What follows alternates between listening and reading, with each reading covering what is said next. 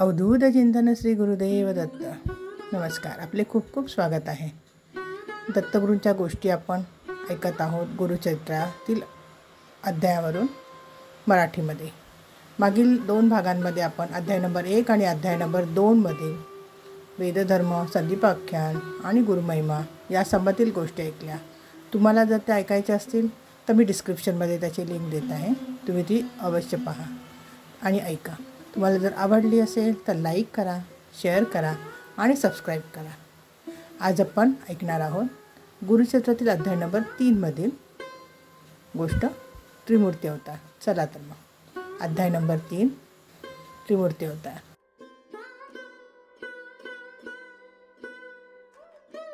सिद्धयोगाच्या मुखातून गुरुमहिमा श्रवण केल्याने नामधारकास खूपच प्रसन्न वाटले.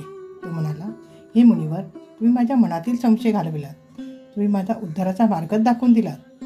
आता स्वतःविषयी काही सांगा. मी आपला दास होऊ इच्छितो. सिद्धमुनींनी त्याला प्रेमाने जवळ घेतले व म्हणाले, ज्या ज्या स्थानी माझे गुरु राहत आहे तेथेच मी राहतो. गुरुस्मरण हाच माझा आहार आहे. मग सिद्धाने नामधारकाला श्री गुरुचरित्र ग्रंथ दाखविला व म्हणाले, या ग्रंथात श्री गुरूंचे अगाध महात्म्य सांगितले आहे. मी याचे नित्य पठण करतो. याच्या श्रवणाने भाविकांचे इष्ट मनोरथ पूर्ण होतात, ज्ञानप्राप्ती होते, सर्व प्रकारचे ऐश्वर्य व सुख प्राप्त होते. या ग्रंथाचे भावभक्तीने सप्ताह पालन केल्याने कार्यसिद्धी होते. निपुत्रिकाला पुत्र होतो. ग्रहपीडा, रोगपीडा, ब्रह्म इत्यादी पातके यांचे निवारण होते. बंधनातून मुक्ती मिळते. आयुष्य आरोग्य सुदृढी लागते. ते ऐकून नामधारक उत्साहित होऊन म्हणाला, हे मुनिवर, तुमच्या रूपाने मला साक्षात्कारी गुरुच भेटला आहे. श्री गुरुचरित्राचे श्रवण घडावे अशी माझी खूप इच्छा होती. ती इच्छा तुम्ही पूर्ण करा. त्यांनी नामधारकाला आपल्या समेत भीमा अमरच्या संगमावर घेऊन गेले. ते दोघे एका अश्वत्थाखाली बसले. सिद्धयोगी नामधारकास म्हणाले, वत्सा, श्री गुरूंचे दास्य कसे करावे हे तुला माहीत नव्हते, म्हणूनच तुला चिंता कष्ट भोगावे लागले. नामधारक म्हणाला, मला श्रीगुरूंची ओळख पटवून द्या. सिद्धाला त्यांची दया आली. तो म्हणाला, वत्सा, ज्यांच्या मनात दृढभाव नाही ते अविद्येच्या मायाने वेढून दुःख भोगतात. ते भोगताना गुरुला दूषणे देतात. संशय टाकून दे. श्रीगुरू म्हणजे कृपेचा सागर. तो तुझी कधीच उपेक्षा करणार नाही. त्यांनी वरदहस्त ठेवतात. प्रपंचातही परमार्थ साध्य होतो. निसंदेह होऊन एकाग्रतेने गुरुभक्ती कर. सर्व भावी गुरुचरणांना शरण जा. नामधारकाने हात जोडले म्हणाले, स्वामी, आपण धन्य आहात. आपण माझा संशय घालविलात. आता श्रीगुरूंचे चरित्र ऐकवा. सिद्धमुनी म्हणाले, वत्सा, अंतःकरणात गुरूंविषयी जाणून घेण्याची तीव्र उत्कंठा असल्याशिवाय कथाश्रवणांचा आनंद मिळत नाही. या ग्रंथाच्या श्रवणाने तुला 4 पुरुषार्थ साध्य होतील असा माझा तुला आशीर्वाद आहे. कलियुगात 3 देव एकच मनुष्यरूपाने अवतार घेऊन आले. ते श्रीगुरू होत.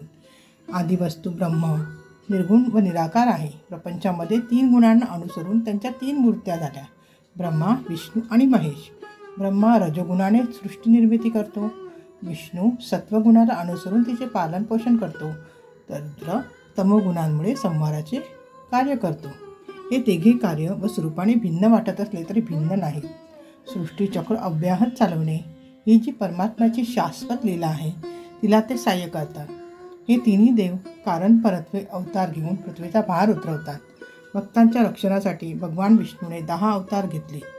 ती कथा अशी आहे.